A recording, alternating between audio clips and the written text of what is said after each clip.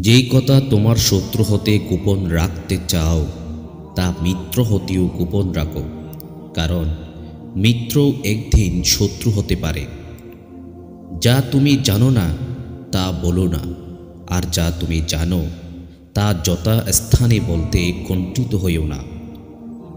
হে বৎস, আল্লাহ তাআলার পরিচয় জ্ঞান অর্জন করো এবং তাকে ভালো রকম বুঝতে সচেষ্ট হও।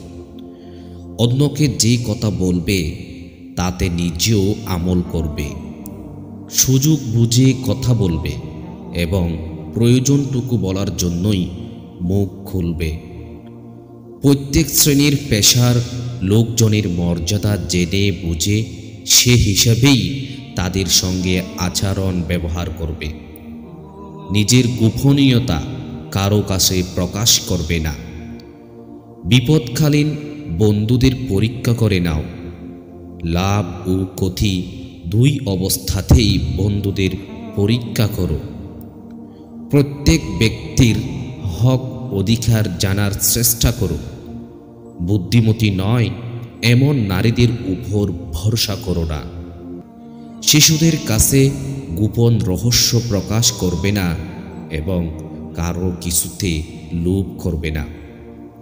যা জানো না সে বিষয়ে কাউকে পথ দেখাতে যাবে না। স্বীয় কাজ কর্ম ভেবে চিন্তে করবে। নিজ সন্তানদের গোড়ধোট ও তীর নিক্ষেপের প্রশিক্ষণ দেবে। রাতের বেলায় চুপে চুপে কথা বলবে, যেন তোমার কোনো শত্রু তোমার কথা শুনে সেই সূত্রে ক্ষতি করতে না পারে। নিজ সন্তানদের ইলম ও আদব শিক্ষা দেবে। প্রত্যেক ব্যক্তির অবস্থা বুঝে তার কাজ ও সেবা করবে। জাতি ধর্ম ও সমাজের সঙ্গে সম্পর্ক বা মিলেমিশে চলবে। নিজ বস্ত্র পোশাক পবিত্র পরিচ্ছন্ন রাখবে। গৃহে প্রবেশকালীন চোখ ও জিহ্বাকে সংযত রাখবে। সাধ্যমতো অবশ্যই মেহমানের আপ্যায়ন করবে। দানশীলতার অভ্যাস গড়ে তোলো। প্রত্যেক কাজে মধ্যম পন্থা অবলম্বন করবে। ব্যয়ের ক্ষেত্রে আয়ের প্রতি লক্ষ্য রাখবে। শিক্ষককে উত্তম পিতা বলে জ্ঞান করবে। কম আহার, কম নিদ্রা ও কম কথা বলার অভ্যাস করবে। যা নিজে পছন্দ করবে তা অন্যের জন্যেও পছন্দ করবে। দিনের বেলায় সতর্কভাবে বাক্য লাভ করবে। সর্বদা নিজ জিহ্বাকে নিয়ন্ত্রণে রাখবে। অনর্থক কথাবার্তা থেকে মুক্ত থাকবে। মানুষের সামনে কাউকে লজ্জা দেবে না। মানুষের সামনে হাই তুলবে না। নিরপরাধ ও নির্দোষকে অপরাধী ও দোষী সাব্যস্ত করবে না।